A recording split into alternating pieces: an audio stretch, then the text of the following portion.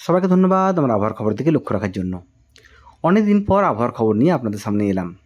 আর আমি এসেছি মানেই জানবেন আবহাওয়ার অনেক কিছু পরিবর্তন হতে চলেছে। কারণ এই যে দুঃসহ গরম, সেটাতে কিন্তু সবাই ক্লান্ত ও পরিশ্রান্ত। সবাই তাকিয়ে আছে চাতক পাখির মতো কবে বৃষ্টি হবে।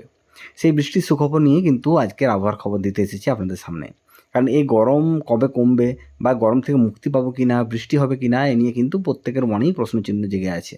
চলুন শুরু করি কী হতে চলেছে আগামী কয়েকটা দিন আমাদের পার্শ্ববর্তী এলাকার আবহাওয়া। আগামীকাল অর্থাৎ বৃহস্পতিবার দিন সকালবেলার থেকেই একই রকম গুমোট গরম থাকবে আমাদের দক্ষিণবঙ্গের প্রত্যেকটা জেলাতেই। এবং সেই গরম যত বাড়বে, যত বেলা বাড়বে, তত কিন্তু দুঃসহ পর্যায়ে পৌঁছবে, এটুকু বলতে পারি।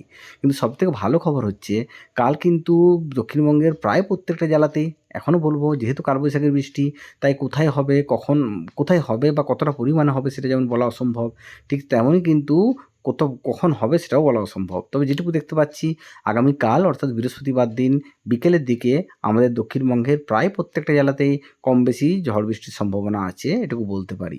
তবে কোথায় কতটা হবে সেটা কখনোই গ্যারান্টি দেওয়া সম্ভব নয় কারো পক্ষে, বা শিলাবৃষ্টি হবে কি না, কোথায় শিলাবৃষ্টি হবে সেটারও বলা সম্ভব নয়। তবে যেটুকু দেখতে পাচ্ছি, মোটামুটি মেঘ উঠতে চলেছে কাল, এবং কাল শুধু নয়, আগামী কয়েকটা দিন অর্থাৎ 8 থেকে 10টা দিন কিন্তু প্রায় বিকেলের দিকে, সব দিন হয়তো হবে না, কিন্তু প্রায় বিকেলের দিকে প্রত্যেক দিনই বলতে পারি মেঘের সম্ভাবনা, এবং সেই মেঘ থেকে কিন্তু তীব্র বেগে ঝড়ের যেমন সম্ভাবনা থাকবে, তেমনই কিন্তু বজ্র বিদ্যুৎ সহ বৃষ্টিরও সম্ভাবনা থাকবে। তবে এটুকু বলতে পারি, আগামী 10 দিনের মধ্যে 1 থেকে 2টো দিন কিন্তু ভালো রকম বৃষ্টি পেতে চলেছে প্রত্যেকটা জেলায় এবং প্রত্যেকটা এলাকায়। তবে সব দিন যে সমপরিমাণ বৃষ্টি হবে তার কোনো নিশ্চয়তা নেই এই কালবৈশাখীর বৃষ্টিতে। ফলে এটুকু বললাম যে কালকে যে বৃষ্টি হবে বললাম, সেটাও যে সমস্ত জেলাতে হবে বা সমস্ত এলাকায় হবে সেটা হয়তো নয়। কিন্তু হ্যাঁ, সমস্ত জেলার কোনো না কোনো অঞ্চলে কিন্তু কালকে বৃষ্টির সম্ভাবনা আছে। এবং কাল থেকে শুরু করে আগামী 8 থেকে 10টা দিন অর্থাৎ প্রায় 23-24 তারিখ পর্যন্ত কিন্তু একই রকম বৃষ্টির সম্ভাবনা তৈরি হতে চলেছে পুরো দক্ষিণবঙ্গে বিকেলের দিক থেকে সন্ধ্যের মধ্যে। এবং সবথেকে বড় খবর, 22 তারিখ বা 23 তারিখ নাগাদ বঙ্গোপসাগরে একটি নিম্নচাপের সম্ভাবনা তৈরি হতে চলেছে, এবং সেই নিম্নচাপের হাত ধরে কিন্তু ঘূর্ণিঝড়ে পরিণত হতে পারে সেই নিম্নচাপ, এবং তার হাত ধরে কিন্তু বর্ষা অনেকটা দোরগোড়ায় পৌঁছে যাবে বাংলার। তবে এটুকু বলতে পারি, এবছর কিন্তু বর্ষা অনেকটা আগে আসতে চলেছে দক্ষিণবঙ্গ, কেন অলরেডি আন্দামানে পৌঁছে গিয়েছে প্রায় 7 থেকে 8টা দিন আগে।